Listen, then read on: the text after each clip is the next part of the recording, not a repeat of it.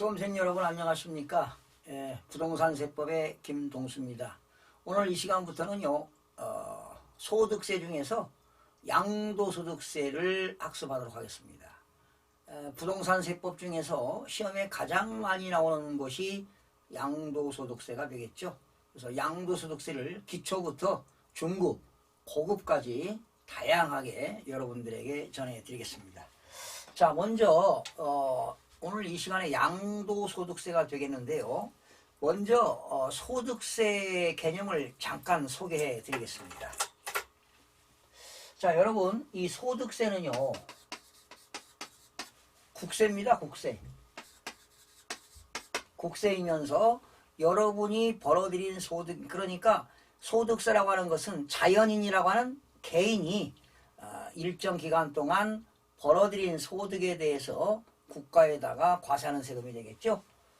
국세이면서 여러분이 직접 내기 때문에 직접세에 들어갑니다. 직접세. 그리고 소득세는 주로 신고주의 국세죠. 여러분이 스스로 과세관청에 신고하고 납부하기 때문에 신고납세제도다. 즉 신고주의다 이렇게 보시면 되겠어요. 자, 그러면 소득을 간략하게 구분해 보겠습니다. 소득을 구분해 보게 되면요, 크게 소득은 종합소득이 있고요, 그리고 퇴직소득, 그리고 양도소득이 있습니다. 사실은 여러분이 시험범위에 들어가는 것이 바로 양도소득이 되겠죠. 그런데 이 종합소득에는 6가지가 있습니다. 이자소득, 우리가 금융기관에다가 예금해서 얻어지는 소득이 이자소득이 되겠죠. 또 주식회사에 주식을 투자해서 배당금 받게 되면 배당소득입니다. 이자소득, 배당소득. 그리고 사업소득입니다. 우리 개인이 세무서에다 사업자 등록을 하고 개인 사업하는 경우 있죠. 사업소득입니다. 사업소득. 그런데 이 사업소득에는 부동산 임대업도 포함됩니다. 그러니까 과거에는 부동산 임대소득이라는 게 있었는데요. 지금은 임대소득이 사업소득으로 포함되었습니다. 부동산 임대소득 포함입니다. 그러니까 임대소득도 사업소득에 들어간다. 그리고 이자소득, 배당소득, 사업소득. 직장 다니는 사람은 무슨 소득입니까? 근로소득이죠. 근로소득은 회사에서 급여를 지급할 때 원천징수함으로써 끝나는 것이죠. 원천징수하는 겁니다. 원천징수라는 것은 소득을 지급하는 자가 소득을 받는 사람한테 세금을 공제하고 월급을 주게 되죠. 근로소득입니다. 그리고 연금소득입니다. 그리고 기타소득입니다. 요 기타소득은요, 이자소득, 배당소득, 사업소득, 근로소득, 연금소득, 퇴직소득, 양도소득이 아닌 것이 바로 기타소득이 되겠습니다. 그래서 이 종합소득에는 6가지입니다. 2대4 근년기 이렇게 이자소득, 배당소득, 사업소득, 근로소득, 연금소득, 기타소득 이렇게 6가지 소득이 있는 사람들은 종합소득세를 냅니다. 종합소득세는 2022년도에 벌어들인 소득은 그러니까 지난해는 2021년이죠. 2021년 1월 1일부터 12월 30일까지 벌어들인 소득은 2022년 5월 1일부터 5월 30일까지 종합소득세를 신고하도록 되어 있습니다. 우리나라의 종합소득세의 세율은요, 8단계 초과 누진세율을 적용합니다. 6%부터 최고 세율 45%까지 적용합니다. 6%, 15%, 24%, 35%, 38%, 40%, 42%, 45% 8단계 초과 누진세율을 적용합니다. 그 다음에 그래서 이러한 종합소득은 6가지 소득을 합산해서 과세하기 때문에 종합합산한다 이런 얘기. 종합과세한다. 종합과세하는 거고요. 이 퇴직소득과 양도소득은 종합소득에 합산하지 않고 별도로 과세한다 해서 분류과세라고 합니다. 분류과세. 그러니까 여러분 사실은 이 퇴직소득과 양도소득은요, 비경상적이고 비반복적으로 얻어지는 소득이죠. 여러분, 퇴직소득이 뭐 매년 뭐 있는 게 아니잖아요. 어쩌다가 회사를 다니고 퇴직했을 때 얻는 소득이 퇴직소득이기 때문에 이 퇴직소득은 비반복적인 소득이다. 그리고 양도소득이라는 건 우리가 토지라든가 건물을 반복적으로 파는 게 아니죠. 어쩌다가 비경상적이고 비반복적으로, 즉 일시적이고 우발적으로 양도함으로써 얻어지는 소득인데요. 바로 여러분들이 시험범위에 들어가는 것은 이 양도소득세가 되겠습니다. 그래서 여러분 오늘 배우는 이제 양도소득세 학습할 텐데요. 이 양도소득세는 종합소득에 합산하지 않고 별개로 과세한다 해서 분류과세라는 걸 씁니다. 분류과세. 그래서 오늘 소득세 중에는 크게 세 가지가 있어요. 종합소득, 퇴직소득, 양도소득이 있는데 여러분들이 배우는 양도소득세는 종합과세하지 않고 별도로 과세는 분류과세한다. 이렇게 아시면 되겠습니다. 자, 그러면 이제 이 시간부터 양도소득세를 공부할 텐데요. 여러분 제 유튜브 밑에 그 양도소득세 출제 의도와 해설이 나와 있습니다. 먼저 양도의 개념이 뭐냐? 양도의 개념입니다. 양도의 두 글자는 뭐냐? 보통 양도하는 건 뭐 처분한다, 판다 이런 얘기인데요. 자, 양도의 개념은 뭐냐? 양도하는 자산에 등기 등록에 관계없습니다. 등기 등록 여부에 관계가 없다. 등기했느냐 안 했느냐, 등기된 자산이냐 등기하지 아니한 자산이냐, 등기 등록 여부를 따지지 않습니다. 즉 등기 등록 여부에 관계없이 매도하거나, 여러분 매도라는 것은 파는 거죠. 즉 매매를 얘기합니다. 매도. 즉 여러분 파는 사람을 매도인, 사는 사람은 매수인이 되겠죠. 그러니까 매도한 입장에서가 파는 경우이죠. 매도하는 입장에서가 양도가 되겠습니다. 또 매도라든가 매매 또는 뭐 교환. 여러분 교환이라고 하는 건 뭡니까?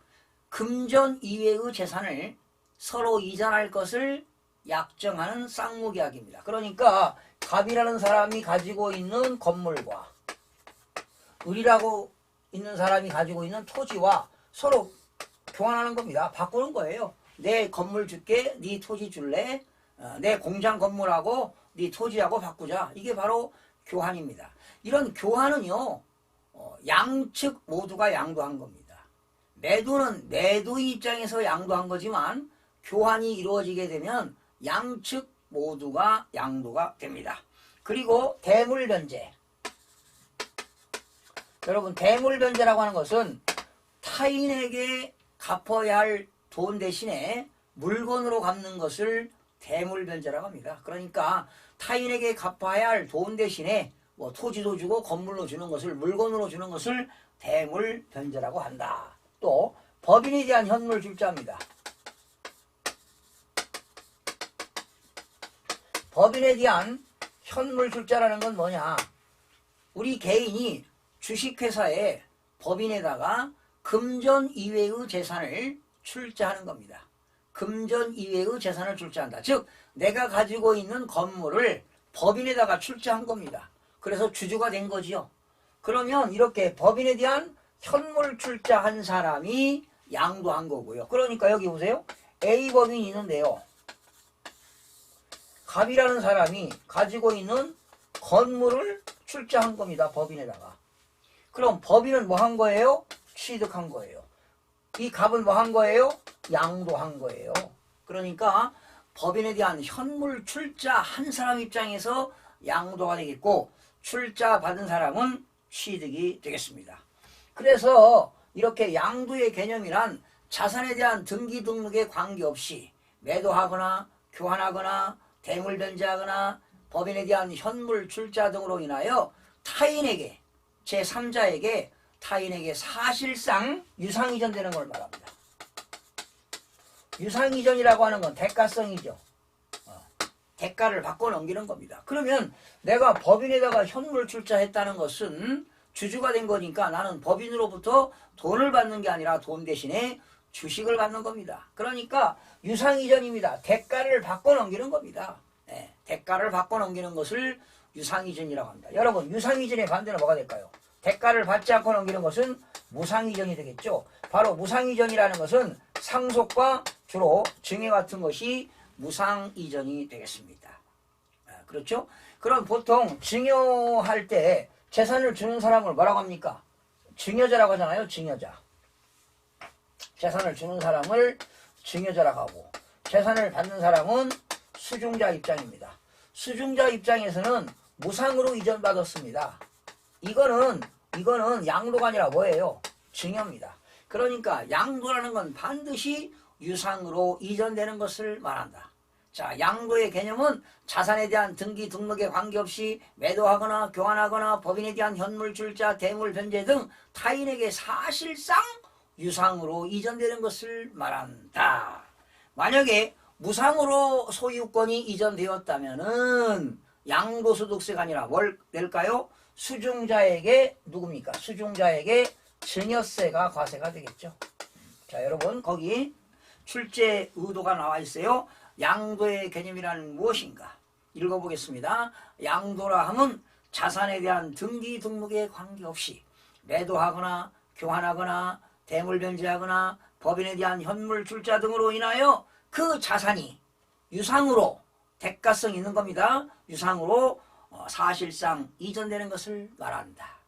그러나 무상으로 소유권이 이전되는 경우에는 양도소득세가 과세되지 아니하며 증여받은 수중자에게 증여세가 과세가 된다. 이렇게 나와 있죠. 자, 두 번째입니다. 양도의 형태는 어떤 것이 있는가? 출제 의도 양도의 형태입니다.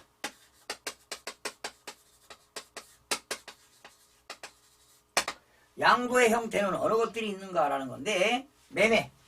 첫 번째 매매입니다. 여러분, 매매라고 하는 건 팔매자, 살매자.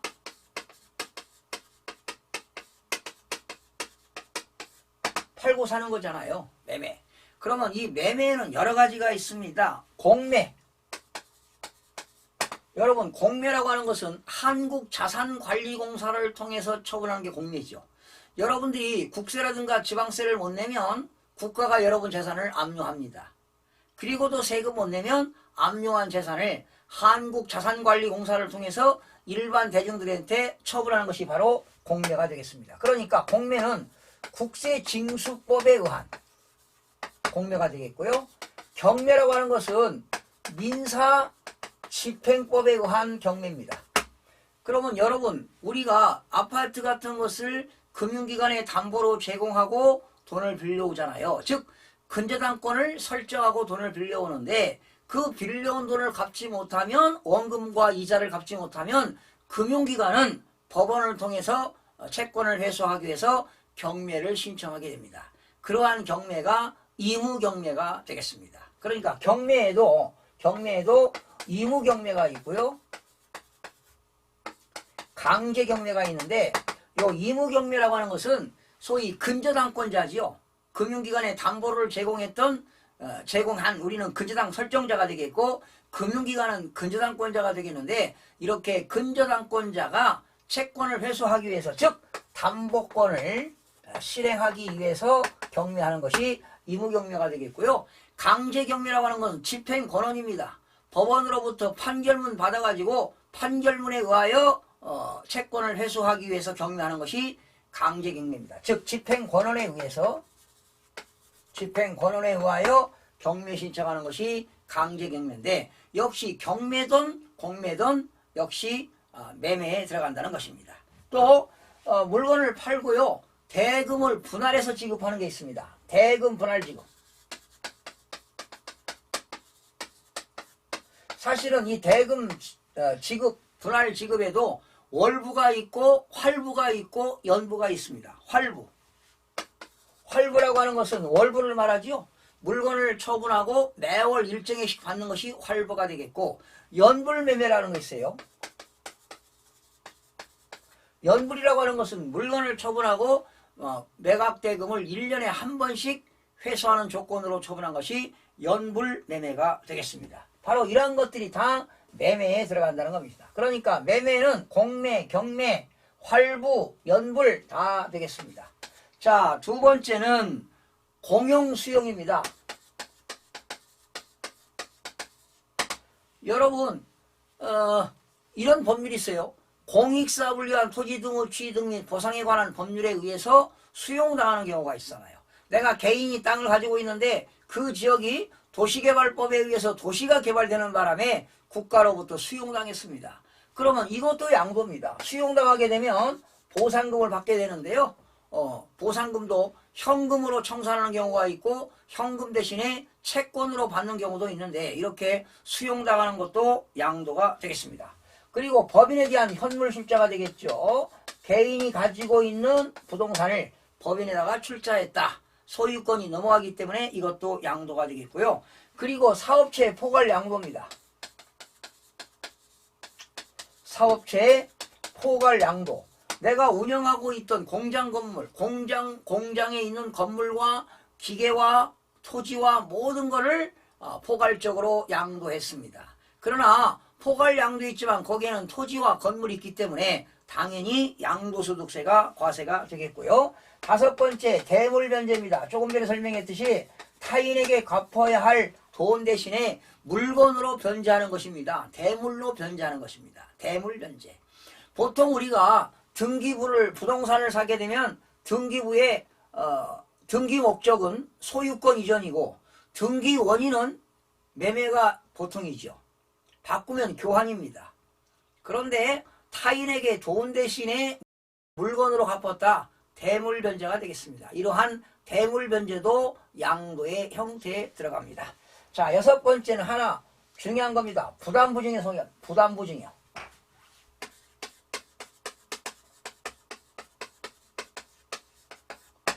부담부 증여라는 것은 이런 겁니다. 증여자의 채무를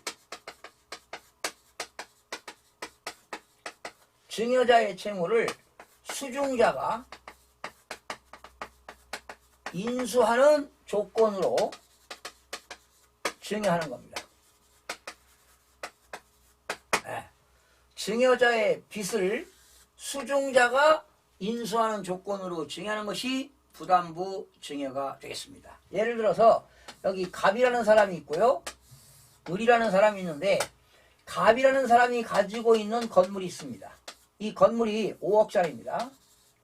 5억짜리인데 이 갑에 대한 건물 5억에 대해서 금융기관에서 3억 원의 담보를 제공하고 돈을 빌려왔어요. 근저당권 설정했습니다. 근저당권 3억을 빌려온 돈이 있어요. 그런데 이때 갑이 을에게 증여했다면 증여자가 되겠고요. 을은 수중자가 되겠죠. 이때 갑이 을아 내가 너에게 증여하겠다. 이 건물 5억짜리를. 그런데 조건이 있다. 내가 이 건물 5억에 대해서 은행에 근저당권이 3억이 설정되어 있는데 그 3억을 네가 대신 갚아라. 즉 갑이 갚아야 할 채무 3억 원을 을이 수중자가 갚는 조건으로 증여하는 것이 부담부 증여가 되겠습니다. 그러면 이때 수중자는 5억을 증여받았지만 5억원짜리 증여받았지만 이 갑의 빚을 수중자가 갚아야 되니까 3억 원이 채무예요. 갚아야 됩니다. 그러면 얼마를 받은 거냐? 2억, 5억짜리를 받았지만 을이 은행에 3억 원을 채무를 인수해야 되니까 순수하게 증여받은 건 2억이죠. 그러면 이때 수중자는 5억에 대해서는 취득세를 냅니다. 5억에 대해서 취득세를 내는데 이 3억 원은 유상이전입니다. 2억 원은 무상이전입니다. 그러면 5억에 대해서는 취득세를 내게 되고요. 2억에 대해서는 수중자가 증여세를 내야 되고요. 3억에 대해서는 갑이 양도소득세를 내야 됩니다. 바로 이게 부담부 증여입니다. 즉 증여자의 채무를 수종자가 갚는 조건으로 증여한 부담부 증여 3억에 대해서는 증여자가 양도소득세를 내고 수종자는 2억에 대해서 증여세를 냅니다. 그러나 수종자는 5억에 대해서 취득세를 내어야 됩니다. 이게 바로 부담부 증여입니다. 즉 증여자의 채무를 수종자가 변제하는 조건으로 수종자가 대신 갚는 조건으로 증여하는 것이 부담부 증여가 되겠는데 부담부 증여도 양도에 들어갑니다. 계산하는 내용은 나중에 실무적으로 또 시험에 자주 나오기 때문에 설명을 드리도록 하겠습니다. 오늘은 부담부 증여는 양도의 형태에 들어간다. 즉 증여자의 채무를 수종자가 갚는 조건으로 증여하는 것을 부담부 증여라고 한다. 자, 이런 것들입니다. 출제구도 보실까요? 양도의 형태는 어느 것들이 있는가? 매매, 여기는 공매, 경매, 대금 분할 지급, 활부, 연불 매매, 공용 수용, 현물 출자, 사업체 포괄 양도, 대물 변제, 부담부 증여 등이 있다. 그 다음 출제구도입니다. 양도로 보지 않는 경우입니다. 자, 과거에는 이런 내용들이 시험에 많이 나왔는데요. 지금 이제 수위 높아져가지고 이런 건 기본으로 그냥 아는 거니까 여러분들 그냥 이해만 하세요. 네. 자, 양도로 보지 않는 경우입니다.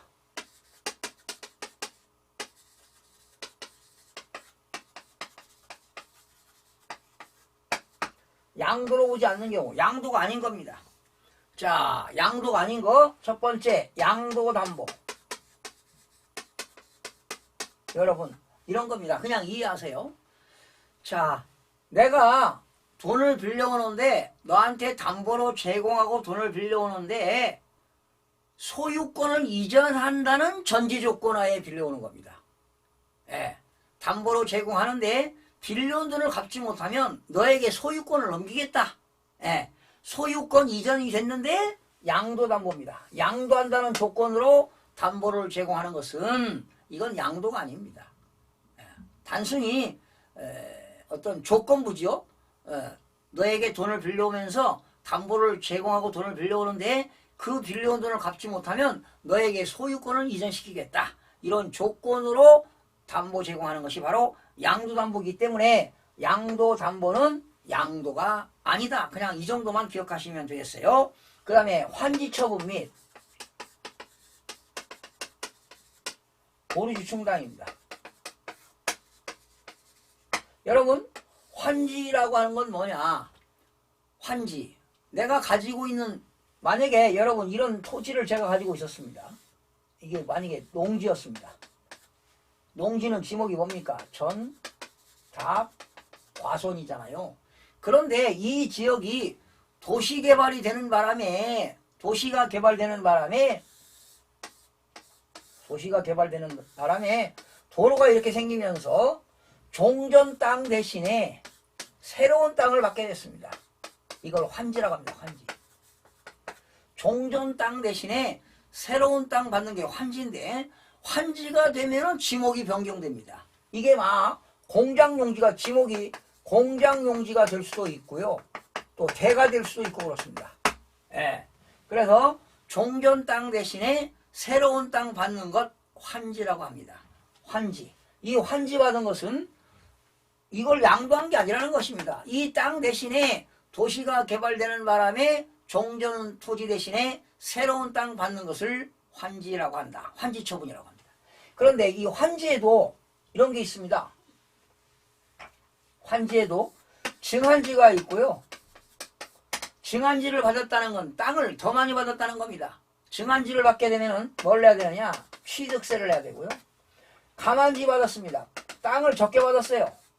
감한지를 받게 되면 적게 받았으니까 일부는 대금을 유상이전 되거든요. 대금을 청산받기 때문에 감한지는 양도로 보는 겁니다. 감한지 받게 되면 양도소득세를 과세한다는 것 알아두시기 바라고요. 보류지라고 하는 건 뭐냐? 보류지라고 하는 것은 그 지역이 도시개발법에 의해서 도시가 개발됐습니다. 신도시가 개발됐는데 여러분 새로운 도시가 개발되면 아무래도 인구가 유입되잖아요. 인구가 유입되게 되면 학교 용지도 필요하고 또 종교용지도 필요하고 기반시설이 들어오기 때문에 그 도시개발하는 사업 시행자가 보류지로 충당하는 겁니다. 즉 보류지라고 하는 것은 말 그대로 공공사업용에 사용되는 토지다. 공공사업용에 사용되는 토지입니다. 네. 보류지로 충당한다. 공공사업용으로 사용되는 토지. 이런 사업 시행자가 그러니까 학교우지도 필요하고 종교용지도 필요하고 이런 땅들이 필요합니다. 이렇게 보류지로 충당하는 것도 이것도 양도에 해당하지 않는다. 그 다음에 세 번째 공유물 분할입니다. 공유물 분할이요. 공유물 분할. 여러분 토지 한 필지를 여러 사람이 공동으로 소유하고 있습니다. 이것을 필지별로 분할하는 겁니다. 만약에 이런 한 토지가 있습니다. 여러 사람이 공동으로 소유하고 있어요. 공유하고 있습니다. 이때 지분별로 나누는 겁니다. 이렇게. 네, 지분별로 쪼개는 겁니다. 필지를 분할하는 거예요. 한 필지를 여러 필지로 분할하는 겁니다. 즉 공동 소유하고 있는 것을 단순히 분할한다. 이거는 양도에 해당하지 않습니다. 그러나 공유물을 분할하는 과정에서 지분이 변경됐습니다. 지분이 변경되었어요. 그렇다면 지분이 증가된 사람은 어떻게 될까요? 취득이 되겠죠? 지분이 감소된 사람은 양도가 될 겁니다. 네, 지분이 변경되었는데 지분이 변경되면서 지분이 감소한 사람은 양도가 되겠고 증가된 사람은 취득이 될 것이다 라는 겁니다. 그리고 소유권 환원입니다. 소유권 환원. 여러분 타인에게 소유권이 넘어갔습니다. 그런데 매매 원인이 무효가 돼가지고 법원으로부터 자 보세요. 갑이라는 사람이 가지고 있는 토지가 을 앞으로 소유권이 넘어갔습니다. 소유권 이전. 매매해가지고 갑 앞으로 되어 있는 토지가 을 앞으로 소유권이 넘어갔는데 이것이 매매 원인으로 넘어갔는데 소송이 붙었어요. 예. 분쟁이 생겨가지고 소송이 돼가지고 법원으로부터 매매 원인 무효 판결을 받았습니다. 예. 매매 원인 무효 판결이 받았어요. 그러면 갑의 토지가 을 앞으로 넘어갔다가 다시 소유권이 넘어갔습니다. 이건 양도가 아니라는 것입니다. 소유권 환원입니다. 그리고 배우자 또는 직계 존비속에게 재산을 양도했다. 남편이 부인에게 재산을 양도했다. 양도할 수 있어요. 대가성이 있으면 되는 거죠. 그런데 일반적으로 배우자가 남편이 부인 앞으로 양도하는 것은 대가성이 있다면 양도가 되겠지만 일반적으로는 뭘로 본다? 증여로 추정한다는 것입니다. 대가성이 있다면 양도가 되겠지만 대가성이 없다면 증여로 보는 경우가 있습니다. 또 직계존비속에게 양도했다. 아버지가 아들에게 양도했다. 그런데 아버지 건물이 아들 앞으로 소유권이 넘어갔는데 아들이 대가성을 지급했다면 그건 양도가 되겠는데 대가성을 지급하지 않고 양도했다면 그건 증여로 볼 수가 있습니다. 그리고 마지막 신탁으로 인한 소유권 이전 및 신탁 해지가 있습니다. 예. 신탁 해지. 자, 여러분 신탁법에 의해서 위탁자의 재산을 수탁자 앞으로 이전하는 겁니다. 예. 신탁법에 의해서 위탁자의 재산을 수탁자에게 이전하는 경우도 형식적 이전입니다. 예. 즉 위탁자가 신탁법에 의해서 수탁자에게 재산을 신탁하는 겁니다. 또 신탁기간이 만료돼 가지고 소유권이 다시 위탁자 앞으로 넘어왔습니다. 신탁 만료. 이것도 형식적 이전이기 때문에 양도가 아니고요. 또 수탁자를 갱신하는 겁니다. 예, 새로운 신수탁자 앞으로 이전하는 겁니다. 예. 위탁자가 수탁자에게 신탁했는데 새로운 신수탁자 앞으로 이전했다. 이것도 하나의 형식적 이전이기 때문에 양도로 보지 않습니다. 또 신수탁자에서 위탁자 앞으로 넘어온 것도 바로 양도가 아닙니다. 이건 신탁 해지가 되겠죠. 자, 신탁법에 의해서 위탁자가 수탁자에게 신탁했다. 또 신탁기간이 만료로 신탁해지로 수탁자에서 위탁자 앞으로 이전이었다. 이건 양도가 아니 되겠습니다. 거기 보세요. 신탁으로 인한 소유권 이전 및 신탁 해지가 있다. 그래서 양도로 보지 않는 경우는 양도담보, 환지 처분 및 보류주 충당, 공유물 분할, 소유권 환원, 배우자 또는 직기준 비속에게 재산 양도, 신탁으로 인한 소유권 이전 및 신탁 해지가 있다. 바로 이런 것들이 양도로 보지 않는 내용이 되겠습니다. 자, 또 대법원 판례에 의하여 양도로 보지 않는 경우들은 어떤 것들이 있는가? 자, 여기까지만 해보겠습니다. 대법원 판례에 의해서 양도로 볼 수 없는 것. 대법원 판례에 의해서 양도로 볼 수 없는 것. 대법원 판례에 의하여 양도가 아닌 것들은 어느 것들이 있는가? 여러분, 거기 해설 보세요. 합자회사에 토지를 현물 출자했어요. 여기 합자회사가 있습니다. 여기 갑이라는 사람이 있어요. 이 갑이라는 사람이 갖고 있는 토지를 합자회사에 출자를 했다가 그대로 찾아가지고 나왔습니다. 출자했을 때는 양도가 되겠죠. 그런데 출자했던 토지를 다시 찾아가지고 나왔다. 양도가 아니라는 것입니다. 두 번째, 채권 담보 목적으로 소유권 이전 등기하였다가, 그러니까 돈을 빌려오면서 담보로 제공했어요. 소유권 이전인데 매매가 아니라 양도담보니까요. 양도담보 이전했다가 담보 사유 소멸로 환원되는 경우도 양도가 아니다. 그렇죠. 양도담보 목적으로 소유권 이전했다가 빌려온 돈 갚았으니까 당연히 원소유자한테 소유권이 넘어오겠죠. 양도가 아닙니다. 세 번째, 유류분 재산입니다.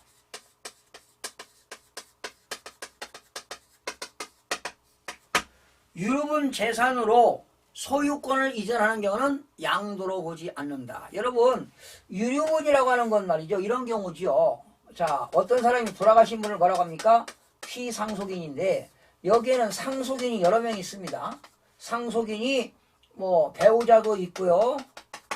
장남도 있고 차남도 있고 삼남도 있는데요. 이 피상속인이 돌아가시기 전에 장남한테 몽땅 재산을 줘버렸습니다. 사전 증여 다 했어요. 돌아가시기 전에.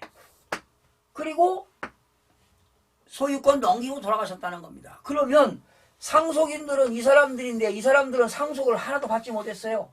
그랬을 때 다른 상속인들은 이 장남을 상대로 해서 유류분 청구할 수가 있습니다. 나는 상속인으로서 상속재산 하나도 못 받았다. 네. 피상속인 장남한테 몽땅 다 증여해버렸습니다. 그랬을 때 다른 상속인들은 장남을 상대로 해서 상속재산을 청구할 수 있습니다. 이게 바로 유류분 청구가 되겠습니다. 유류분 청구. 유류분 청구 소를 제기해야 됩니다. 이때 유류분 비율은 뭐냐? 피상속인 직계 비속이죠. 이들은 이 직계 비속은 자기 법정 상속 지분의 2분의 1을 받을 수 있습니다. 자기 법정 상속 지분의 2분의 1을 받을 수가 있고요. 그리고 역시 배우자도 2분의 1을 받을 수가 있습니다. 자기 법정 상속 지분의 반절을 받을 수가 있고요. 그리고 직계 존속입니다. 직계 존속은 지분의 3분의 1을 받을 수가 있습니다. 참고로 그냥 알아두시기 바라고요. 또 피상속인의 형제 자매도 법정 상속분의 3분의 1까지 유류분을 청구할 수가 있습니다. 그러나 민법 규정에 의해서 재산분할 청구권입니다. 재산분할 청구권. 재산분할 청구서를 제기했다. 여러분 남편하고 부인하고 이혼하면서요. 에? 협의 이혼하면서 남편이 부인에게 위자료를 부인에게 현금으로 줬다. 이건 증여가 아니죠. 위자료이기 때문에. 그런데 남편이 부인에게 위자료 대신에 아파트도 주고 상가도 주고 토지도 줬다면 이건 대물변제로서 남편은 양도소득세를 내야 됩니다. 그리고 부인은 취득세를 내야 되겠죠. 그런데 남편하고 부인하고 협의 이혼하면서 위자료 관계가 구분이 안 됐어요. 위자료를 받을 수가 없었습니다. 이때 부인은 너무 억울하잖아요. 그럴 때 부인은 가정법원에다가 재산분할 청구서를 제기하면 협의 분할이 이루어지는데 만약에 협의가 되지 않으면 법원에 있는 판사가 직권에 의해서 남편 재산 일부 중에 무엇을 부인에게 줘라 라고 판결을 내립니다. 그래서 법원 판결에 의해서 재산분할 청구서를 제기해서 부인이 남편 재산을 받았다면 이거는 재산분할 청구는 증여도 아니고 양도도 아닙니다. 그래서 남편하고 부인하고 협의 이혼하면서 세금을 줄이기 위해서 세금을 안 내려고 재산분할 청구서를 제기해서 받는 경우는 증여도 아니고 양도가 아닙니다. 그래서 4번 민법 규정에 의하여 재산분할 청구권에 의하여 소유권을 이전하는 경우는 양도로 보지 아니한다.